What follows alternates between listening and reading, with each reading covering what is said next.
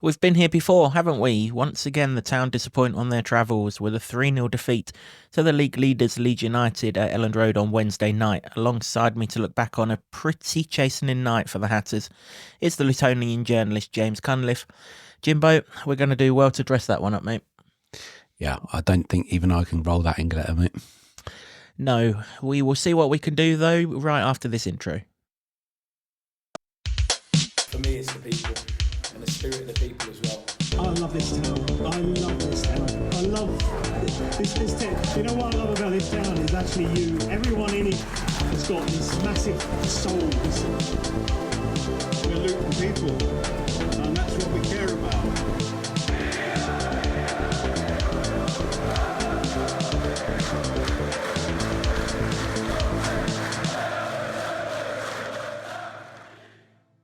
Hello everyone, welcome along to another episode of the Luton Town Supporters Trust podcast, the award-winning, longest-running Luton Town podcast, having scooped the bronze in the Best Football League podcast category in this year's Football Content Awards exactly a week ago today.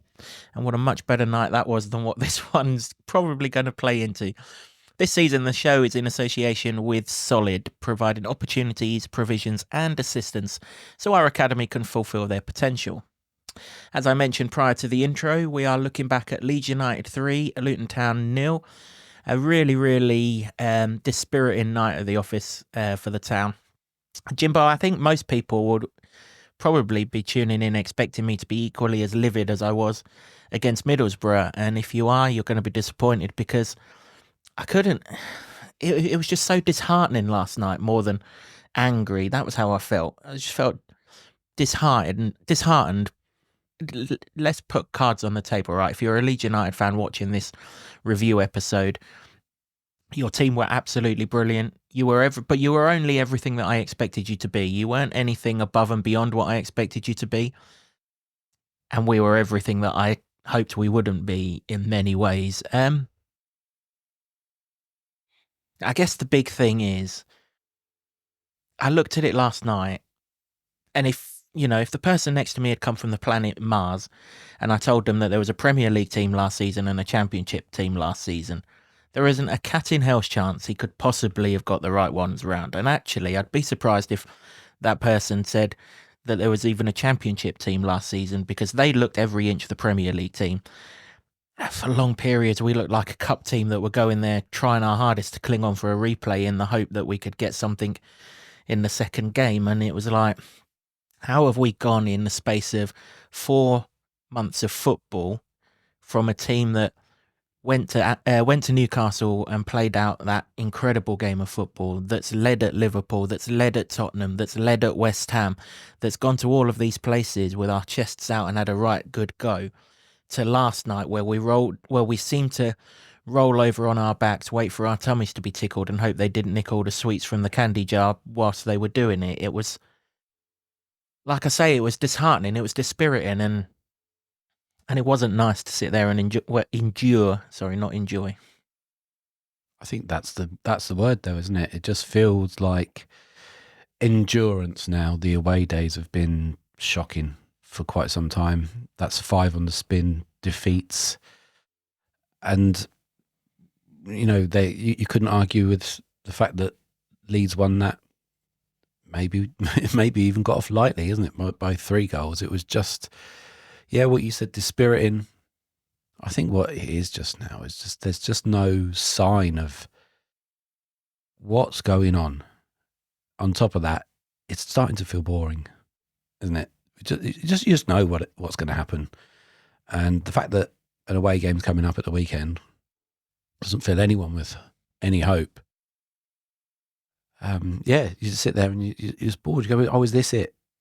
Well, we're just going to sit back and let the best team in the league attack us and pass the football, not chase people or not get near them, really. That's what it felt like. I felt like there were two men extra on the pitch. They found spaces everywhere. They were quicker, sharper, wanted it more. Obviously passed better. I mean, the passing stats are unbelievable for this game. Luton managed to pretty much on average pass the ball about 1 point something passes per minute. Well, they had like 400 plus passes, and that's just one of the stats really you're looking at. But you knew the writing was in the wall when you started the game like that, and then they get a bit of fortune. To be fair, I mean the finish isn't the way the ball pings up and they score so early on, and you're like, this could be any score. You know, they managed to sort of hold them off a bit. Frustrate them is probably it. I wasn't in any way thinking this is going to be a comfortable thing, but yeah, we've just been here too many times, and it's just boring. Yeah, I mean it's hard to hard to come out with words like that, really. But you're right. I mean, we'll cover this 6-game block of away games as a whole after the Norwich game, because there's more time for us to record something and more time for you to listen to it, with there being a week between the two podcasts. So we'll only really reflect on this one, but we understand that this one is the 5th game of a whole package. And the away form and the away performances and the away setup and the away approach and the away everything does need, a discussion, because like you said a moment ago, it's an absolute mess. There is seemingly no plan. Rob mentioned that there was a plan, and I'll give him the benefit of the doubt if there was, that after 10 minutes it would go out the window because we're a goal down. I didn't see that plan. Team sheet didn't suggest that there was a plan. 4 changes. He said in his pre-match press conference there wouldn't be wholesale changes, didn't he? I don't know what figure of would equate to wholesale changes, but a third of the team would suggest that you're getting pretty close to wholesale changes. But the thing is, I know you're going to go through them. We gave the team that we thought would probably go out, and we said that it's going to be hard. Probably going to. I thought they'd lose. And we said if we're going to prioritise a game, it wouldn't be this one, and it would be the Norwich one. So when the team sheet came out, I was relatively happy. We pretty much got it nailed on the head, apart from Nakamba still played and Walsh wasn't in the squad. So other than that, we thought that would probably be what it was. And personnel-wise, you're looking at that team sheet going, I'm happy with that, reasonably happy with that. But then they lined up, and you're like, what is going on there? Why is that necessary? All I've heard for the last 20 hours is square pegs, round holes again. And that shouldn't happen when you've got virtually everyone but Alfie Doughty and Royal Waters to pick from. Walsh didn't play, but Hashioka's there on the bench. Put him at right back. It doesn't make any sense, and they looked like they didn't understand what was going on. And all the jargon that comes out or came out, and we will play Rob's press conference, post-match interview with the club channel shortly. But and even the interview that he did with 3 Counties, the jargon's just so complicated, and the players look so basic. And of course they're better than what they're showing. They absolutely are. And the wheres and the why-fors and why that's happening is there for all to see. But we all sat and watched Swansea against Leeds on Sunday afternoon. Luton fans had the opportunity to do it because obviously Luton weren't playing. So therefore you've got to assume that the coaching staff did too.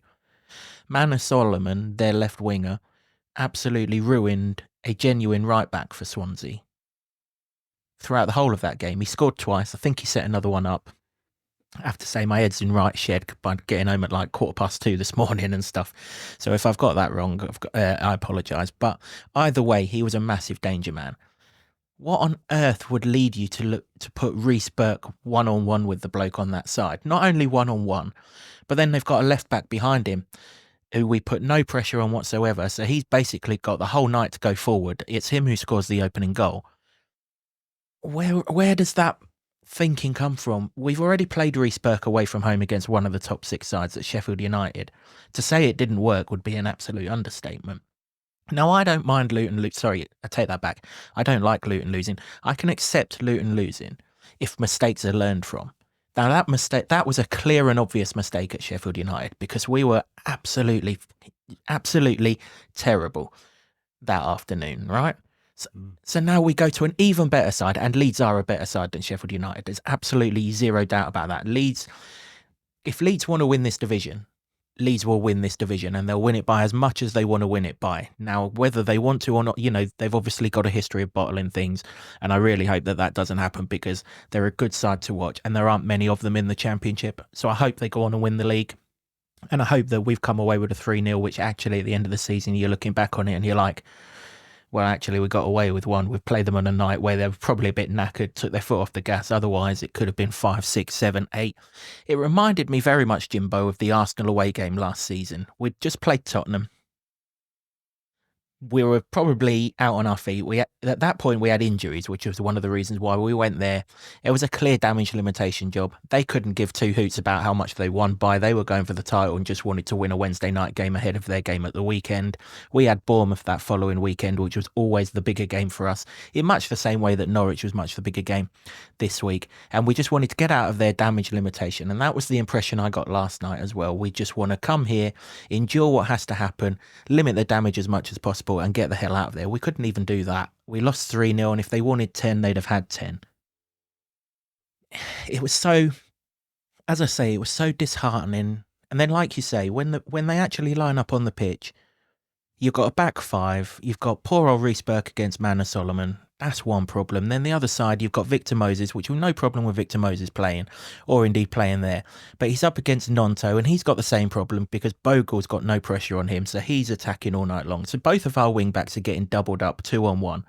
And they only really needed 1-on-1 because the two wingers, they're really, really good. This is the side that left Dan James on the bench, the biggest threat. And then we've got 3 central midfielders that have got, such little creativity about them, it's untrue. And then 2 strikers, they may as well have been sat at Weatherby races for the good it did them, because they were that far apart from the rest of the team. I mean, in the entire game of football, Carlton Morris has had 22 touches, Jacob Brown's had 11. Okay, I know they went off round about the hour mark. 33 touches of the football between them. And you would imagine some of those are little layoffs to each other in an hour of football. And we're supposed to punch holes in this Leeds side, which, for as good as it is, you can get at their defence. You absolutely can, but you've got to try. And I'm not overly sure we particularly tried to get at their defence. Well, I think that's borne out by the fact that it was that bad, but still Luton created some chances against them and should have taken them. I'm in no way saying, I think when you look at the full picture of the game, I'm in no way saying, oh, well, if they took those chances, maybe it'd be a different game. I think that's nonsense for this particular contest. If we took the chance, we'd have poked the bear like we did when we took them chances against Man City when they'd fallen asleep at 3-0 in the cup and we woke them up. Like we did when we went into Liverpool and scored and we woke them up. That's all that would have happened. We'd have just woke them up and they'd have gone and scored 4, 5 and 6. As it was, we didn't wake them up and they slept their way to a 3-0 win. Yeah, but even if you take up those examples, there was a lot more in it against Man City, and that's Man City, who won everything last season. But here it felt like damage limitation. It felt like uncoordinated. There was no sort of desire to do anything out of the ordinary. But then they didn't, in the first half, Leeds didn't actually create that many chances. It was probably neck and neck for chances created. What they did, they took theirs. Luton didn't take theirs. Fair play. Moses probably thinks he scored. It's cleared off the line. But Reece Burke has to get that on target, his header, and he doesn't. Prior to that, Jacob Brown has to let fly from 25 yards when he can see the whites of the goals. Everyone in this division must know that goalkeeper's a nervous wreck. Everyone in that stadium did. You're 25 yards out on a night where you're so far detached from the rest of your team. You've got to put your foot through that. And if it ends up in the back of the stand, well, so be it. But you know what? If you put it on target, there's a 50-50 chance he throws it in.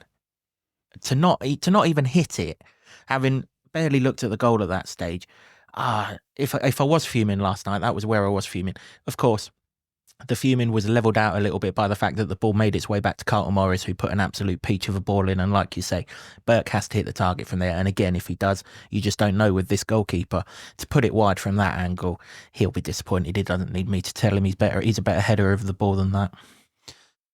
Yeah, like I say, I don't think that would, even if they got them in, I think that probably would have papered over the cracks really. And yeah, you're probably right. They might have stepped it up, in the second half when Luton maybe strung a couple more passes together than they managed in the first half.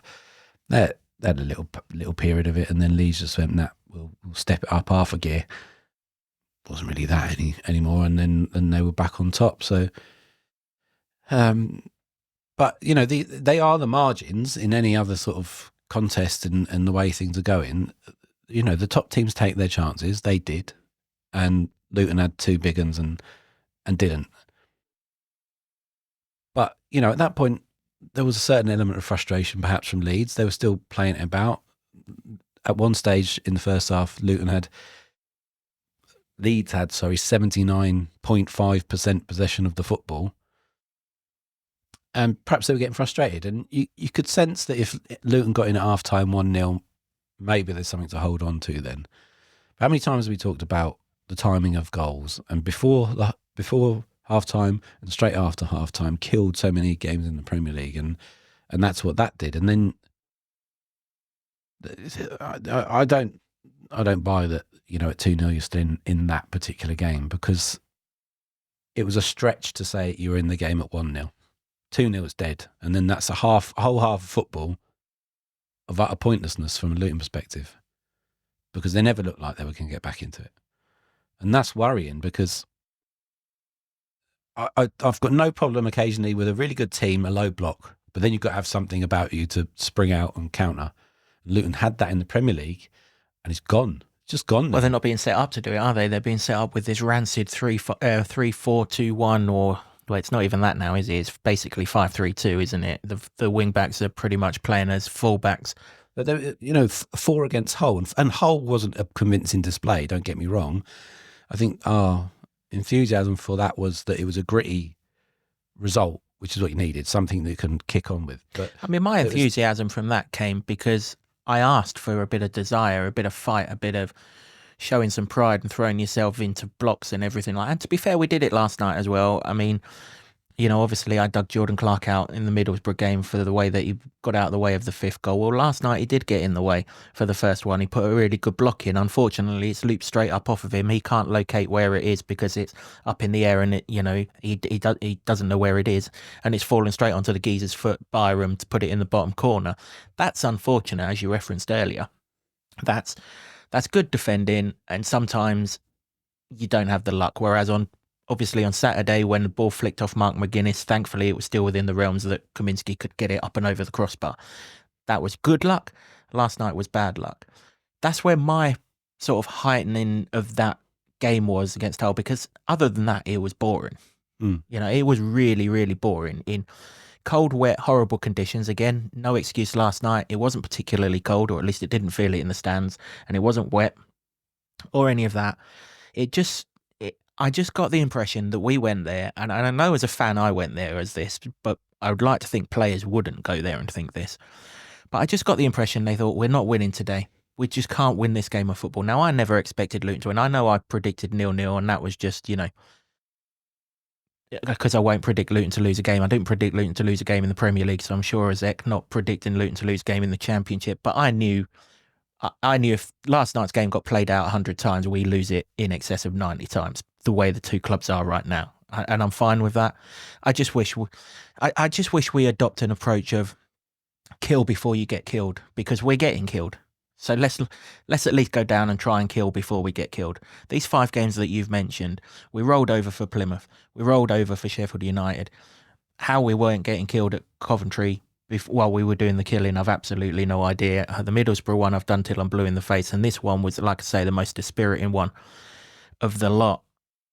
They're a good side, and their midfield two, who aren't even their first choice, didn't start as their midfield two at the start of the season. That was Ethan Ampadu and Gruev. Their midfield two, Tanaka and Rothwell. I mean, Rolls-Royce, Tanaka looks a really, really good player. I would imagine that even when everyone's fit, I'd be surprised if he doesn't get in their side. 133 touches of the football he had. 133. So he touched the football 1.5 times for every minute that game was going on last night. At which point does someone switch on and think, do you know what? He is not getting the football. The rest of you can have it, but he isn't, because he's dictating the play, and he's getting it 1.5 times per minute. And he's only a defensive midfielder, but he's the link, as we pointed out in the preview podcast. They are the two links to the wide players, and once they get you one-on-one out wide, they go past you, they cut the ball back. This happened within the first 15 seconds of the game, and from there onwards you thought, this is going to be a long night. Whatever happens here, this is going to be a long night. And I tell you what, the clock must have gone as slow last night as it's ever gone. It was horrible. It was absolutely horrible. And there probably was I'm not saying that there wasn't trying, but there's got to have been some mixed messaging from somewhere, because the team looked so, like you say, there was no cohesion to it. There was no, how are we going to get to their goal about it. And actually, the move that we got Victor Moses in was a really good move. And Jordan Clark, who I thought had a really good game on the night, actually, back from suspension. Annoyingly, got another yellow card. He's going to have to be careful the longer we go on, otherwise he's going to have a 2-game ban from that. But he completed 19 of his 20 passes. He had a shot late on in the game, not that it mattered, because it was 3-0 at that point, and it, much like when he had his goal at Middlesbrough, game was long since gone. But if anyone in a Luton shirt kept the ball well last night, it was him. But there was no one we couldn't get it out of our own half, because the strikers were either in our half because we're defending so deep, or they're so far away that the accuracy of the pass is going to have to be absolutely perfect. And I heard Rob say he played Victor Moses as left wing back because he hoped he could get on the ball and cut inside and play a pass. I mean, we ended up with 24% of possession. 24% of possession. You know, 1 in every 4 passes in the game was done by them, or one in every 4 moments of the game. And the ball was done by them. I've sat there with my own eyes thinking they've got those numbers wrong, because Luton touched the ball so infrequently, and when they did, straight back to them. Even if they passed it to a Luton player, there's 2 of them on them, and they're so quick at it. I mean, we've talked a lot about Luton's press. Well, it was nothing compared to this. This press was incredible. But that's just effort and work rate, isn't it? A press. So you should be able to, as a professional athlete, get it. But Luton couldn't get near their players. It was so the word of the day, dispiriting, that there were nowhere near them. They could pass around them easily.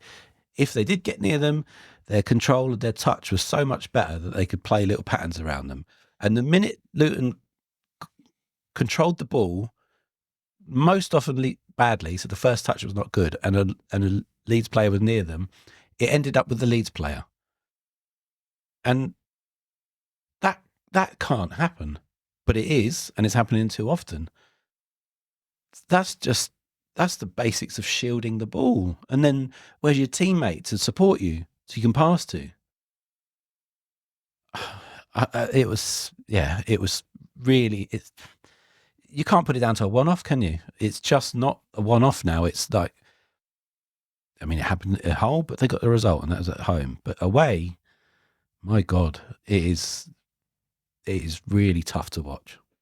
It really is, yeah. And, you know, lots of you guys that are watching this come up to me, and we were talking about how dispiriting it was, or, you know, stronger words than that. And you're right. And, you know, I can't sit here and say otherwise, because it is, you know, and people are spending good money here, Jimbo. I mean, you can't have got to Leeds yesterday without taking an afternoon off work. You know, and it's certainly not the way the motorway was yesterday. You know, This is good money. That's another £30 ticket. So yet again, before you've even walked in the ground, you spent the best part of 75 quid. You're rocking up best part of 200 quid for the last 2 away games, and you got 2 absolute shit shows, excuse my French, to show for it.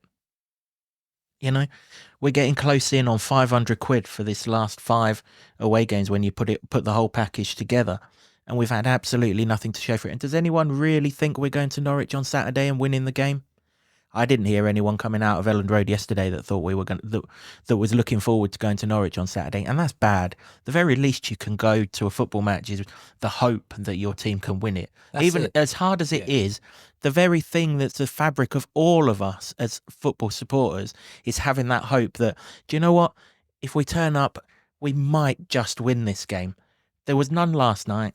And I don't think anyone's going to go to Carrow Road. Carrow Road, it's not even the Etihad or the Emirates or Anfield. It's Carrow Road. And I love the place. And Norwich are a great club, and I'm not belittling them or anything. But we're going there, and we don't even think we've got the hope of winning the game on Saturday. And of course, I sit here and I hope beyond hope that the players prove me wrong. But right now, if I was a betting man, are there any odds out there that could make me part with my money on Luton? No, there's not. There isn't. And that is so... And like 17 games ago, we were playing in the Premier League, and I thought, do you know what? There's always that hope that you can win the game. Even when we were staring relegation in the face at West Ham, I still went to the London Stadium like, do you know what? Maybe we might get this win today and take it to the last day. I'm not getting that vibe no more. And worse still, I'm looking at 11 players on the pitch and I'm not convinced they're not thinking the same thing. And I don't blame them if they are, because these away performances are enough to test the patience of anyone. But something has got to happen, and we've got to start sorting out this away form. Now, there was a lot of mumbo-jumbo in the programme at the weekend, wasn't there? That a lot of words that didn't say a great deal. But one of the things that was in there was an interaction about the home form being okay, but an acknowledgement that the away form is a mess and it has to be improved, and that they were talking through ways of which it was going to improve. It just got worse. So either those words weren't right, or they've gone in one ear and straight out of the other. Now, maybe last night's not the time to judge how the away form's going to be from here long term, because they're a good side. They're the benchmark in the league and everything else. And maybe when we sit here on Sunday night after the Norwich game, we're looking at it with a slightly more positive outlook. I'm not convinced, but maybe we will. And if we will, we'll address that as and when we come to it. But they're just... Every single time, and this isn't a new thing, Jimbo, this is a 2024 thing, regardless of the division that we're in. It seems to me as a fan, sitting in the stadium watching us play, every single time Luton come up against one or two tricky wingers, we're done. We're done. Every single time. You look at it, just in these 5 away games that we've covered recently, right? The geezer that Plymouth brought on, we turned him into peak Ronaldinho. Mm-hmm. You know, I've not heard from him since. They've just lost 6-1 at the place that we're going to. Sheffield United, that Raksaki, I'm sure he's a really, really good footballer. We made him look like peak Ronaldinho. Coventry, they didn't really play in that style, but Middlesbrough, Ben Doak, I'm not convinced he's, again, really good player. Nowhere near as good as we made him look. And then last night, Manu Solomon, he's out on loan from Tottenham. Yeah, he's a good player, fair enough. Nonto, really, really good player. But they're going to be good players if you don't cover them. And this formation doesn't allow us to cover good wingers. And do you know what is good about wingers and what make them good? Because they don't stay on the line. So you need a midfielder to go out there and help and double up on them to stop them cutting inside all the time. Every time Solomon cut inside last night, Byron was on the outside and he had the whole world to himself down that side. It's the same the other side. Every time Nonto went inside, Bogle come round the outside. Poor old Moses, do I go with you? Do I go with you? Where do I go? Didn't have a Scooby. I don't think Amari'i Bell was fit. I thought he was so off the pace last night is untrue, and that's so unlike him. So I'm only assuming that they've put him in to kind of balance the back three. But give them the best chance of performing by doubling up on the opponents that need doubling up on. I'm guessing, looking at our formation last night in the attacking areas, the two centre forwards, so Morris and Brown, their job was to take the two centre halves. And then you'd have the midfielders of Clark and Krause that would therefore branch out and take hold of the fullbacks, which is fine. But then that leaves poor old Marvellous with the two central midfielders, and he's got Aronson, the number 10, Where does he go? It's just, and then you've got McGuinness, who largely kept Peru quiet. Peru only scored from a set piece, and that no Peru, no party nonsense. Come on, Leeds. Surely your fans are better than that. Don't need that chance. One of the worst I've ever heard.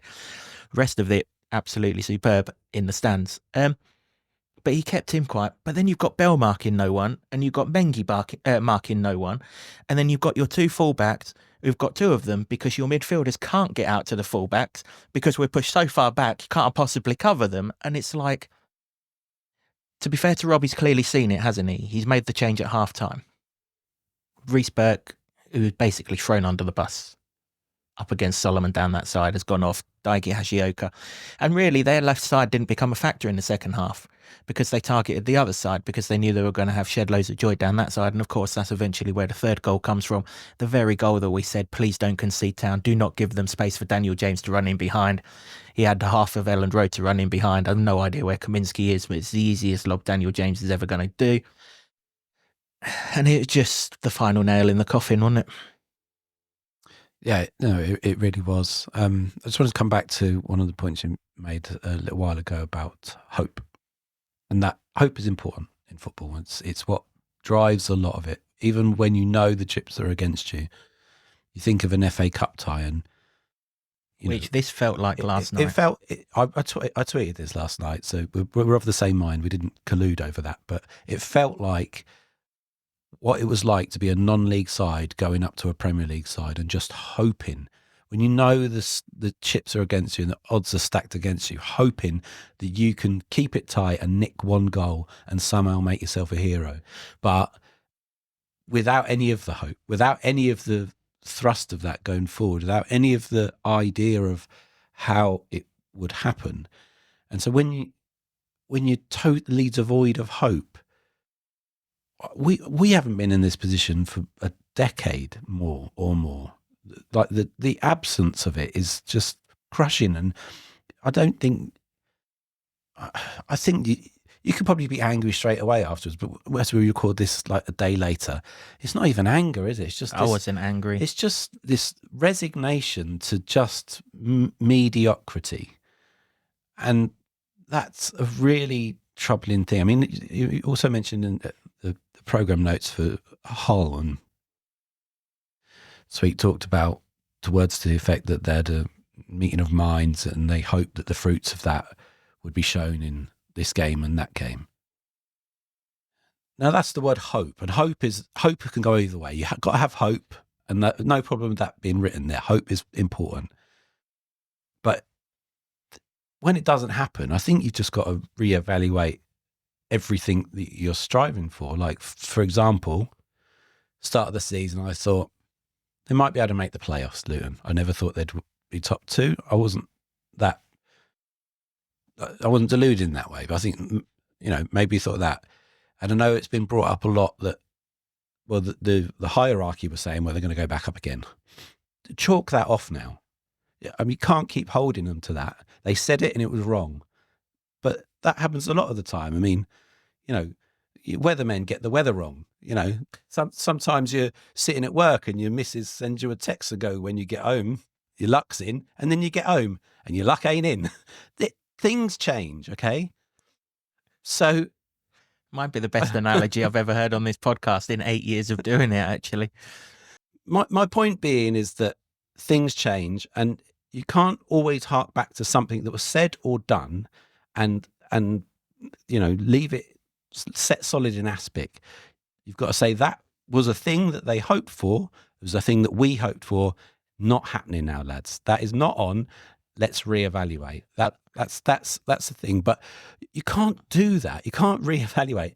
You've got some semblance of hope. You've got to have a spark, even if you're going game by game. So let's take last night. There was nothing in there that goes, well, if they do this, if they expand on that, if they improve this bit, there might be a chance. No, there was no. The lack of hope on the road is a huge, huge issue, because I don't know, and I can't see, and I can't sit here and say to people there that here's how it can change. I don't see it. The only thing I've got in the minute is that I think there's too much maybe belief that it can turn quickly or change. And maybe for now, just to try and get back some hope, not even results at the moment, hope is maybe match up the team you're playing. Whatever they're doing, you match it up, you go man on one. It's not clever, it's not modern, it's not technically advanced, but something has to change. And I mean, for God's sake, we've been banging on about the bloody backline formation for the whole season. When it's been a 4, three times this season, it's worked to some degree. You know, twice when it was forced on them, and then Hull last weekend. It just needs to go. It needs to abandon it. It's not working. Well, and it's confusing people. But that's what's going to bring about hope, or a change in hope, isn't it? Something changing. Because if we keep on going to these teams and playing this 3 at the back and getting rinsed by every winger that we come up against, that's where the hope's gone. Now, if we go to Norwich on Saturday and we change to a back 4, until the game starts, there'll be hope, because there's been a change. There's been a difference in plan. I don't see it happening. But if it does happen, then until the game kicks off and we see exactly the same as what we've seen, which hopefully we wouldn't do, there'll be hope that we've done something to try and bring about a positive change. These 5 games, we've done the exact same thing, and guess what? We've got worse. You know, I mean, it's ironic that you mentioned, you know, your hope of, 10 years ago. We're going to Carrow Road on Saturday. 2 times before that I went to Carrow Road was the cup game where we create history. There were 4 divisions between Luton and Norwich, and I still had hope that if Luton just got that goal, gave us something to hold on to, you just never know what might happen. We're now in the same division. What are we, 10 places below them? I haven't got that hope. There were 80 odd places between us 11 years ago, 12 years ago, whenever it was. There's 11 places between us now, and I haven't got it, and it's a huge problem, because football is almost entirely based on, or football fandom is almost entirely based on actual mumbo jumbo nonsense and hope, and just I hope it will happen, and if there's a chance, and if we like work hard, and it could happen. It's delusion as well, isn't it? 100%. And the delusion's been beaten out of me in the last 2 months. It has. I mean, I'm not the most delusional fan. All right, many people say I am because of all the backing I've given to Rob Edwards and everything else. But I'm not the most delusional fan out there by any stretch of imagination. I try and stay balanced, and obviously I failed against Middlesbrough. But in the main, I try and offer a balanced viewpoint. I try and see what we're trying to do. Even if we fail at doing it, I try and see, well, maybe that's what they were trying, but it didn't happen. But I'm running out of... I certainly didn't see it last night. I definitely didn't see it at Sheffield United. I mean, even Stephen Hawking couldn't work out what was going on in our formation that day. Plymouth, we're not... If it's so technically difficult for anyone to understand, how can we expect people to carry this out against a side who, like you quite rightly said, their touch is brilliant, their movement is incredible. The only thing that they lack... They've got some Premier League players, and they played like they should be in the Premier League, and they probably will be.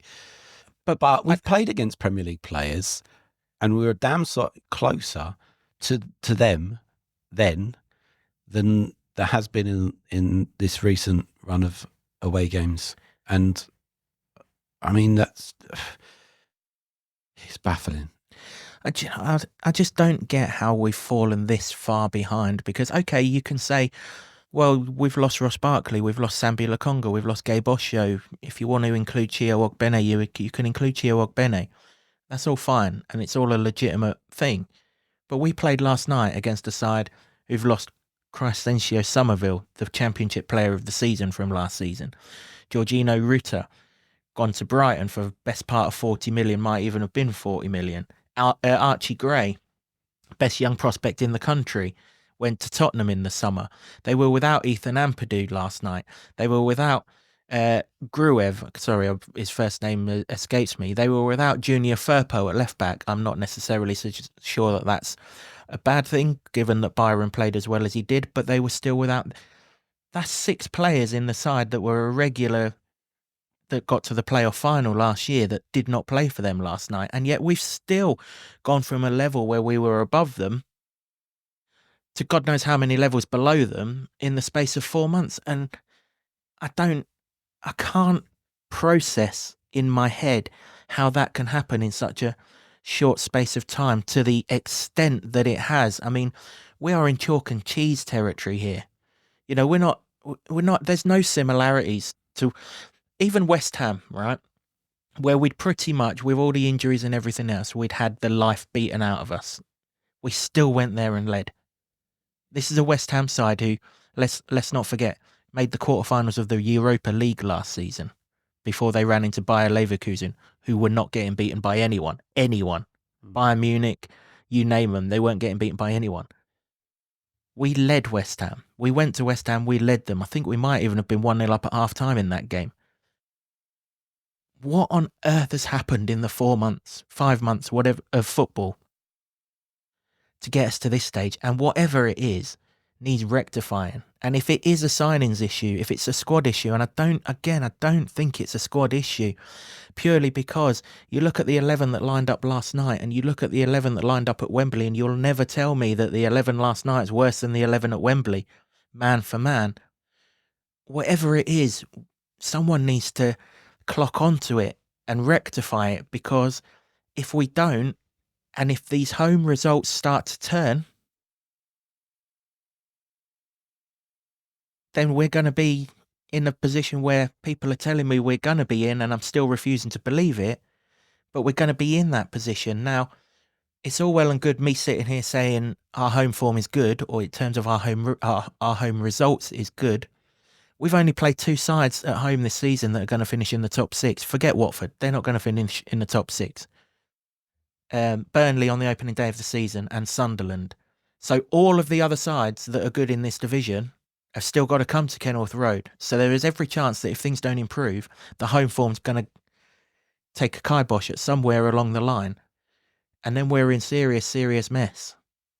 It needs an adult look at this. And I'm not saying that hasn't happened, but if it has, whatever we're identifying isn't the issue. There's another issue here, and it needs to be sorted out very, very, very, very quickly, because, as I mentioned in the whole review podcast, after last night, which I didn't expect anything from, and Norwich, which I thought going into last night we might be able to scramble a point. Obviously, they've since scored 6, and that's changed my opinion completely. And we've seen what we've seen. It's changed my opinion completely. After that, we've got 3 out of 4 home games. Swansea, Stoke and Derby, again, 3 teams that aren't going to be in the top 6 in this league this season.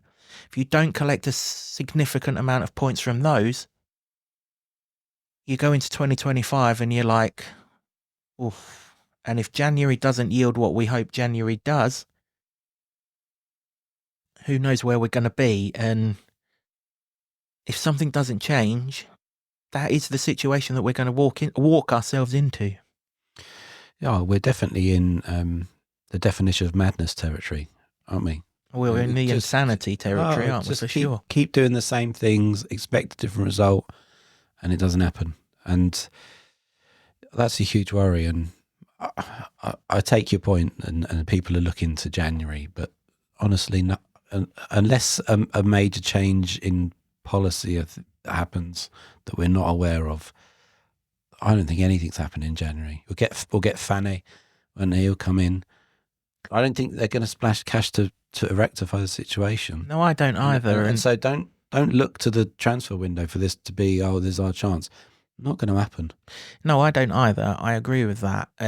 Quite clearly, Power Court is the overriding priority, as it should be, and we'll always maintain it should be. That's fine, and there's people that don't want to hear that, and we've spoken about this before. The long-term sustainability of the club trumps everything. Anything about one singular season or 2 seasons. It's not even close, but people don't want to hear it. But Jimbo, even if their plans is to spend in January, you're not going to spend on New Year's Day. So we've got 8 games between now and then. That's 24 points, right? So at the end of that Norwich home game on New Year's Day, we'll have played 25 championship games of football. So there'll only be 63 left to play for. So if these next 8 games don't go well, you can forget about, I mean, you're struggling to find the top half, let alone the top 6. And all of a sudden, games start to run out. All of a sudden then, that QPR home game on the Monday night, the first Monday night in January, becomes a massive game against a team that we've got a pitiful record against, if you excuse the 3-0 down there of the promotion winning season.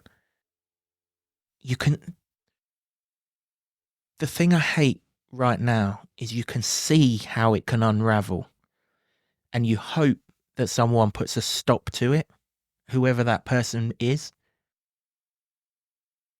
But do we really have the hope, based on what we've seen recently, that there's someone who is going to put that stop to it? Because these 8 games, and Christmas often sorts the men from the boys, so they say, don't they? We have a bad Christmas. And we've, I had so much more hope that we'd stay up in the Premier League, for crying out loud. In the Premier League. And now I'm wondering, when Swansea come to town next Saturday, again, another team who, with the exception of the promotion winning season, we've got an awful record against, and I mean a truly awful record against, who pass the ball for love nor money like Hull do, but they've got an end product on it this time. Are we really going to get something from that game? And then you go into home games against Stoke and Derby and you're like, I don't know. And that's, maybe these are all too strong thoughts based off the back of being beaten by the league leaders, the potential champions. I mean, they could be. And I think if they want to be the champion again next time and see how that is. But I worry that we're having the same conversation. I do too. I mean, like I've said, I'm going to Norwich on Saturday, and guess what? I'll be at Blackburn in the next away game as well. But I can't sit here right now, hand on heart, and say I think we're going to get anything from Norwich. I mean, obviously things can change. They can have a man sent off after 15 minutes or whatever, and a game of football completely changes, or someone hits someone's backside, ball goes in their net, and we've got something to hang on to. Listen, individual games of football, we saw that at Portsmouth. We'll have won the Portsmouth game, but for the Kaminsky sending off. But right now, if the game of football is played out 100 times on Saturday, we're in single digits for the amount of times I think we win the game. Yeah, that's what I mean. Like when you're in that place and you're devoid of hope like that, if the amount of games that have been played this season aren't telling you that maybe it's too complicated at the moment. I mean, maybe they can do it if they were confident, but they're not confident. So should it be just back to basics? There's some very obvious things that you can start doing, which is stop playing players out of position. Play them all in the position they were there for. If Moses on the pitch, he's spent his lifetime as a winger, let him be a winger.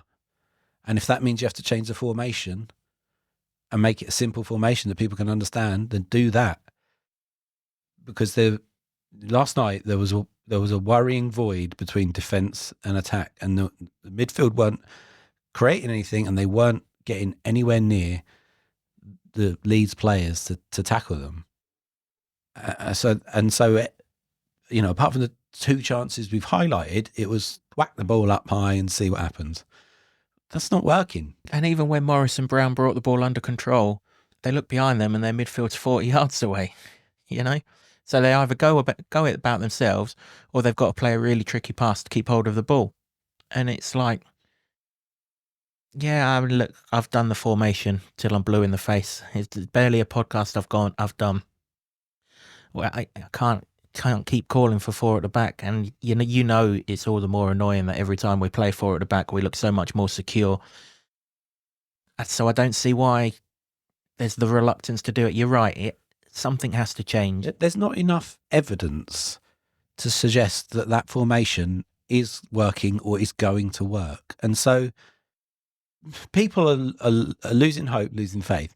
And if you keep putting that formation in front of them, what have they got to cheer at? And then, I mean, the thing that I worried about way back at the start of the season when things weren't going quite right.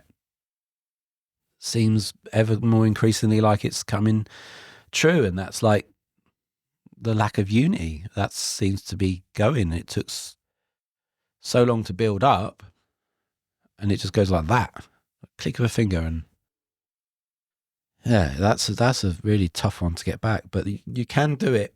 This is English second division football, and I've lost count of the times over the nearly 20 years that I've been sitting at Kenilworth Road writing about football, where sometimes the biggest cheer is a tackle or somebody showing some heart and fire, desire, and just whipping up the crowd or something like that. Sometimes the biggest cheers are that, and fans just want to see that desire, and there wasn't even any of that at Leeds. Well, we weren't near enough to tackle. Well, couldn't get near to do it, but it's those basics. It's almost you need to completely abandon anything you think this squad is capable of, and say, right, they all are professional footballers. They should all be able to do A, B, and C.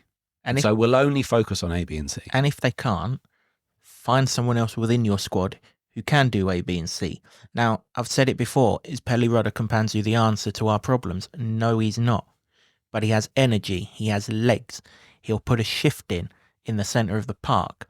It's 11 years ago today that he joined this football club. We're recording this Thursday night, as we always do. 11 years ago today, why has he suddenly been forgotten? Is he the future of Luton Town Football Club? Absolutely not.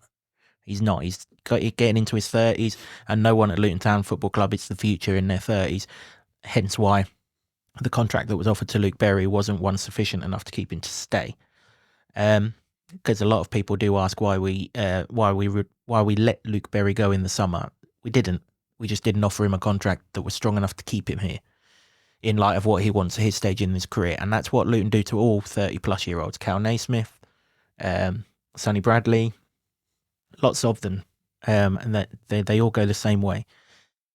In terms of unity, you're absolutely right. It has to be said, and fans won't mind me saying this, but some other people won't like it. It's not all on the pitch that the unity is being lost. There's some mixed messaging that is contributing to the lack of unity that needs clarification and regular communication, which supporters feel that they're not getting right now. Potentially justifiably, I think so. But of course, neither of us are naive enough to know that if everything's rosy on the pitch, then what's going on or not going on off the pitch largely becomes an irrelevance. It's an on the pitch thing.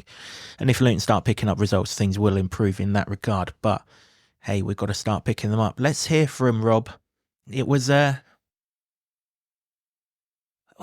least he was smiling. I suppose that was one thing, but it was an interview that gave away the complexities of what the setup seemed to be without really addressing the game of football that I watched, albeit he does at least acknowledge that Leeds were much the better side, although I don't think it needed football acumen to work that one out. Here's what he had to say. Came up against a very good team, a better team tonight, and yeah, look, we lost the game. But what was really frustrating was the opening sort of 20-25 minutes. The way that we didn't really execute what we wanted to, which we've got to be able to do away from home. And of course, the manner of the goals, especially in the first half, were incredibly frustrating. The second one particularly, because right before half-time it's a killer. We needlessly give the corner away and then we don't deal with it. It was a series of mistakes that the ball ends up in the back of our net. We had two big chances in that first half, and you can talk about ifs, buts and maybes.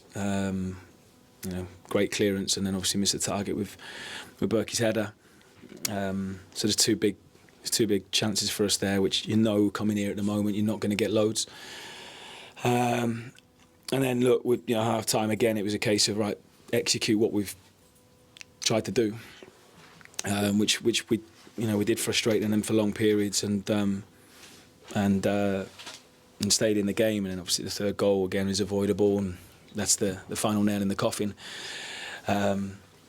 Look, we're one team at the moment at home, and we're one team away from home at the moment. And I know we're coming up against tonight, arguably the best team in the league, but we have to find that way away from home that we're not at the moment. And I suppose the good thing about football is you get a chance in a couple of days' time to go and do that again against another very good team. So we'll learn from it. We'll try and find the answers again, and we've got to show again what we're asking of them, the fight, but also we need the right decisions at the right moments as well.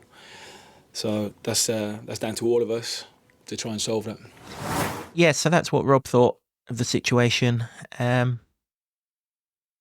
Not always blamed Rob, have we, for all of this? We defended Rob for the Middlesbrough debacle, but that team selection and the Reece Burke up against Manor Solomon down that side, that felt a bit mixed messages. That felt like I said, going back to the Sheffield United game all over again, really, and that was a depressing thing. Maybe it's Yorkshire that brings it out of him. Maybe his mind muddies whenever he crosses the Yorkshire border. Mine does too, to be fair. So the trouble is, and I've said this before, when you don't have the answers and you're not getting them, everybody in life, in football, just fills the gap, fills the void with theory and hypothesis and stuff. So it is only a theory, but I'm just thinking that maybe there is a belief that these players can do better than what they currently are. Undoubtedly, they probably can, but confidence is a massive issue in football, and there's none of it. So stop with this belief in that, and keep it basic and simple. And it might not be pretty, but just need to be competitive at the moment. That's it. Yep, Hull City wasn't pretty, but we won the game of football, and we were hard to beat. Okay, yeah, they should have beaten us. Absolutely, they should have beaten us. And if they had a striker, they would have beaten us. But they didn't, and they still had to work harder for their chances than what Leeds had to work last night. That's for sure. We can't really say any more. We can't dress it up. You can't polish a, what, and we're not gonna. We can't even try to do it. So. Yeah, kudos to the 1,087 fans that went last night. I was one of them. We all deserve an awful lot better than what we got once again. And let's hope that on Saturday we do get better than what we got. There were plenty of you that come up with the right score on ahead of the game. Not too often. Sorry, you didn't have too long to give your predictions. But 7 of you got it right. Not all Luton fans, I don't think. There were lots and lots and lots of Leeds fans that commented on our preview show, and we really, really do appreciate that, and you're obviously welcome. And I dare say there'll be plenty of Leeds fans that are watching this review, and as I say, everything that you've heard, this is all about Luton. We completely understand that Leeds are really, really good, and that you're in a great place right now, and you are the best team that I've seen this season. We're not trying to belittle anything that Leeds have done on the night, but this is largely what Luton point of view. But yeah, there were loads of correct scores. Welcome to my truth. Mickey Pay, Nick Evans, Claire Clark are all Luton fans that I know. I'm not sure if these are Luton fans or Leeds fans, but either way, well done to Fall on the Hill 731, Ricky Raw 5457, and Gareth Vipers, all 3-0 to Leeds. 3 points to all of you guys. Plenty went for a Leeds win, including this man to my right, who has now gone a point ahead of us.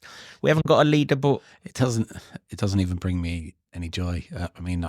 I went for. I should get something for having Luton nil.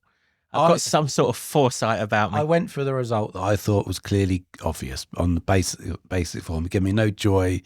I thought, yeah, I could get ahead of you. But now we're here and I've got that extra point. Even that is not like, that's not even friendly. I'll take it away then if you don't want it. No. Let's not be hasty. Indeed. So, yeah. So Jimbo's 9-8 ahead of me. We will update the leaderboard on Sunday. I got home at 2:10 this morning.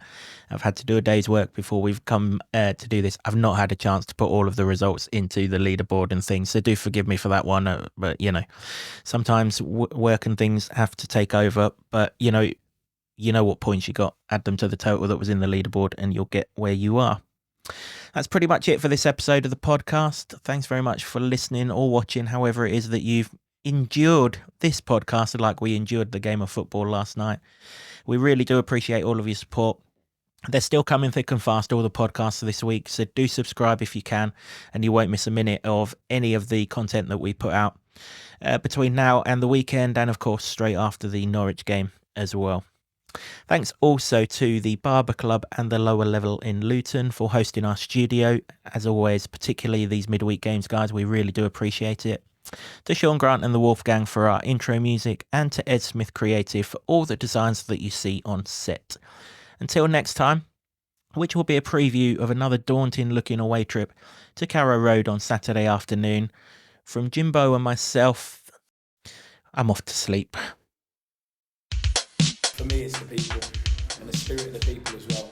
I love this town. I love this town. I love this town. You know what I love about this town is actually you. Everyone in it has got this massive soul. We're Luton people, and that's what we care about.